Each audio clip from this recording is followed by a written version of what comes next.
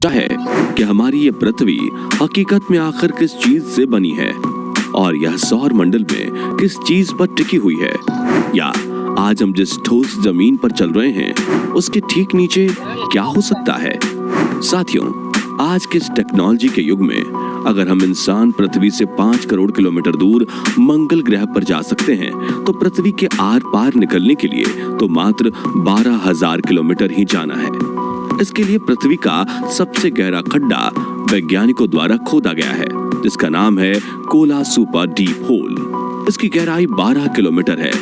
लेकिन आखिर ऐसा क्या हुआ कि वैज्ञानिकों ने इस होल को मात्र 12 किलोमीटर ही खोदा और रुक गए। मैं जानता हूँ इस तरह के सवाल आप सभी लोगों के मन में अक्सर उठते ही रहते हैं, लेकिन कभी भी आपको इस बारे में एक सही जवाब नहीं मिल पाता है, क्योंकि हम सब ने अपने जन्म से लेकर आज तक इस धरती के बाहर की चीजें जैसे कि ऊंचे ऊंचे पहाड़ व सुंदर सुंदर झरने और तेजी से बहती हुई नदियों का ही अनुभव किया है।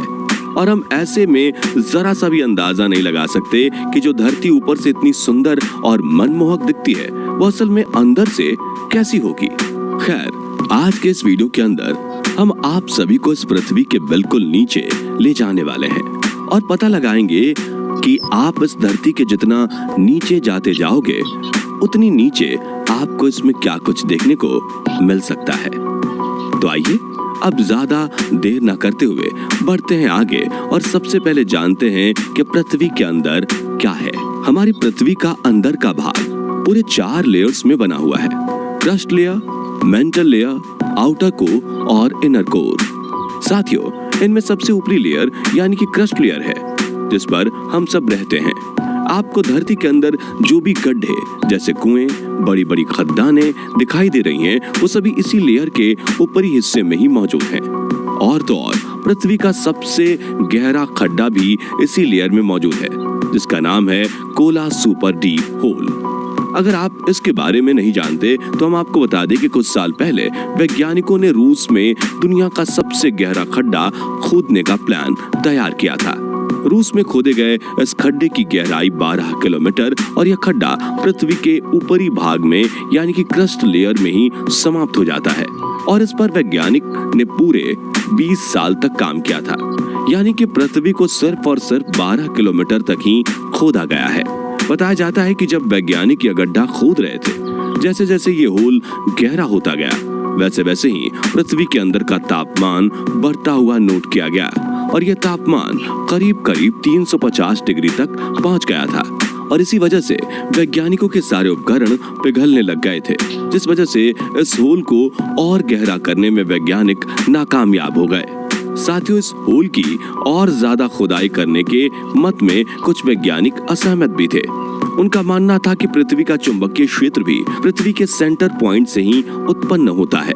अगर ये होल पृथ्वी के आर पार कर दिया गया तो हो सकता है कि पृथ्वी पर बनने वाला ये चुंबकीय क्षेत्र नष्ट हो जाए। और पृथ्वी का अपना चुंबकीय क्षेत्र खो देने से क्या होता है, इस विनाश के बारे में हम सोच भी नहीं सकते। जैसा कि साथियों हमने जाना कि पृथ्वी का जो ये क्रस्ट वाला पार्ट है, ये पृथ्वी की सबसे बाहरी परत है जो उस ठोस सतह को बनाती है जिस पर हम सभी एक साथ सालों से रह रहे हैं, जो कि इस धरती में मौजूद बाकी परतों की तुलना में काफी ज्यादा पतली है। साथियों, महाद्वीपों के नीचे इसकी औसत मोटाई लगभग 35 किलोमीटर यानी कि 22 मील से भी ज्यादा और समुद्र के नीचे लगभग 5 से 10 किलोमीटर यानी कि 3 से 6 मील तक होती है। इसका टेम्परेचर 500 से 1000 डिग्री सेल्सियस तक रहता है। धरती पर आने वाले भूकंप और महाद्वीपों में होने वाली हलचल के पीछे यही लेयर जिम्मेदार है। लेकिन अब आप लोग कहेंगे कि ये महाद्वीपीय और समुद्री क्रस्ट क्या है। तो देखिए, पहला ओशियन क्रस्ट जिस पर कि समुद्र है और दूसरा है महाद्वीपीय क्रस्ट जिस पर पूरे ठोस भाग यानी कि धरातल बना हुआ है। साथियों, महाद्वीपीय क्रस्ट मेनली ग्रेनाइट चट्टानों से बनी होती है जो कि समुद्री क्रस्ट की तुलना में थोड़ी कम घनी होती है और जिसकी मोटाई भी काफी ज्यादा रहती है, लगभग 30 से 50 किलोमीटर तक। बता दें कि ये महाद्वीपीय परत काफी पुरानी है, यानी कि अरबों खरबों साल पुरानी। वहीं समुद्री क्रस्ट की बात की जाए तो देखिए, ये ऑन एन एवरेज लगभग 7 किलोमीटर तक पतली रहती है और ये महासागरीय क्रस्ट की तुलना में काफी नई क्रस्ट है, जिसे आप अक्सर ज्वालामुखी जैसी गतिविधियों के थ्रू समुद्र के बीच की चोटियों पर लगातार बनती हुई देख सकते हैं, जो कि पृथ्वी के अंदर मौजूद टेक्टोनिक प्लेटों के खसकने के साथ फैलती ही जाती है। मेंटल। आइए अब इस पृथ्वी के थोड़ा और अंदर की तरफ चलते हैं, जहां पर क्रस्ट के नीचे की परत मौजूद है, जिसे हम मेंटल के तौर पर जानते हैं। देखिए, मेंटल पृथ्वी की सबसे ऊपरी परत क्रस्ट और कोर के बीच की ही परत होती है। यह हमारी धरती की सबसे बड़ी परत है, जो समुद्री परत के नीचे लगभग 35 किलोमीटर यानी कि 22 मील से लेकर 2900 किलोमीटर यानी कि 1800 मील तक की गहराई के साथ फैली हुई है। बता दें कि प्लेट टेक्टोनिक्स, ज्वालामुखी की गतिविधियां और पृथ्वी के मैग्नेटिक एरिया के साथ इसकी सतह को आकार देने वाले डायनेमिक प्रोसेस में मेंटल एक काफी जरूरी भूमिका निभाती है।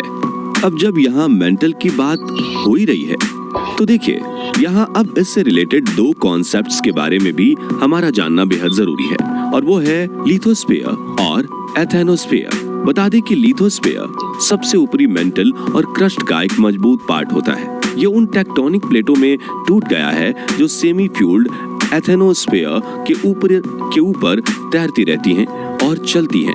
लिथोस्फीयर में क्रस्ट और मेंटल का सबसे ऊपरी हिस्सा शामिल रहता है, जो कि पर्वत श्रृंखलाओं का निर्माण करता है, अचानक आने वाले भूकंप की वजह बनता है और हमारी इस पृथ्वी की सतह को आकार देने में भी मदद करता है। वहीं अगर एथेनोस्फीयर के बारे में समझें, तो ये लिथोस्फीयर के नीचे मेंटल का पार्शियली पिघला हुआ एक फ्लेक्सिबल सा एरिया है, जो कि गर्म और सेमी फ्यूल्ड चट्टानों से बना हुआ होता है। साथ ही बता दें कि पृथ्वी की मेंटल सतह के अंदर मौजूद जो टेक्टोनिक प्लेट्स होती हैं, उनकी हलचल के लिए भी यही एथेनोस्फीयर जिम्मेदार होता है। कोर। अब बारी है पृथ्वी के और अंदर जाकर इसकी सबसे आखिरी सतह पर पहुंचने की, जिसे हम सभी कोर के रूप में जानते हैं। देखिए, पृथ्वी की कोर हमारे प्लेनेट की सबसे गहरी और अंदरूनी परत है, जो मेंटल के ठीक नीचे ही होती है। बता दें कि यह पृथ्वी के अंदर का सबसे ज्यादा गर्म और दबाव वाला एरिया होता है, जहां का टेम्परेचर 5000 सेल्सियस से लेकर 6 से 7000 सेल्सियस तक आराम से पहुंच जाता है, जो फिर पृथ्वी के अंदर की हलचलों और मैग्नेटिक एरिया को बनाने का काम करता है। साथियों, पृथ्वी का ये कोर वाला हिस्सा भी बाकी हिस्सों की तरह दो पार्ट्स में बटा हुआ है, जिन्हें आउटर कोर और सॉलिड इनर कोर कहते हैं, जिसमें से outer core solid inner core के चारों ओर फैली एक तरल परत होती है, जो मेंटल परत की सीमा से लगभग 2900 किलोमीटर यानी कि 1800 मील गहराई में है, और इस पृथ्वी की सतह के नीचे लगभग 5150 किलोमीटर यानी तकरीबन 3200 मील तक फैली हुई है। और जिन्हें नहीं मालूम, तो उन्हें बता दें कि आउटर कोर तरल लोहे और निकल धातु से बनी हुई है। इसके बाद बात आती है सॉलिड इनर कोर की। आखिर ये क्या है? तो देखिए, कोर का ये वाला पार्ट आउटर कोर के नीचे मौजूद रहता है, जो पृथ्वी के केंद्र से लगभग 1220 किलोमीटर के दायरे तक फैला हुआ है। और इसके अंदर एक हैरानी की बात तो ये है कि इसमें इतनी भीषण गर्मी होने और इस पर पड़ने वाले दबाव के बावजूद भी ये कोर हमेशा सॉलिड ही बनी रहती है, जो कि आउटर कोर की तरह ही मेनली लोहे और निकल धातु से बनी हुई है। तो ये थी पृथ्वी के अंदर समाई हुई दुनिया की असल सच्चाई। लेकिन अब आप सभी लोगों के मन में एक ऐसा सवाल होगा जो आपके माइंड में एक ही साथ आ रहा होगा, और वो ये कि हमें इन सब बातों का पता कैसे चला? क्या साइंटिस्ट खुद गए थे अपने इस पृथ्वी के नीचे तक? तो इसका जवाब है नहीं। साइंटिस्ट्स या कोई भी आज तक इस पृथ्वी के ज्यादा अंदर तक नहीं गया है। तो अगर ऐसा है, तो आखिर इस बात का पता किस तरह से लगाया गया होगा कि इस धरती के नीचे आखिर क्या मौजूद है? तो साथियों, इसके बारे में पता लगाने के लिए साइंटिस्ट ने एक मेथड का यूज किया था, जिसे सेस्मिक वेव्स मेथड के तौर पर जाना जाता है। सेस्मिक वेव्स कुछ इस तरह की वाइब्रेशंस होती हैं, जो भूकंप, ज्वालामुखी के विस्फोट और दूसरी जियोलॉजिकल घटनाओं के दौरान बनने वाली एनर्जी की वजह से पृथ्वी के अंदर आगे बढ़ती हैं। ये वेव्स हमारे साइंटिस्ट्स को पृथ्वी के अंदरूनी हिस्से की स्टडी करने और उसे समझने में मदद करती है।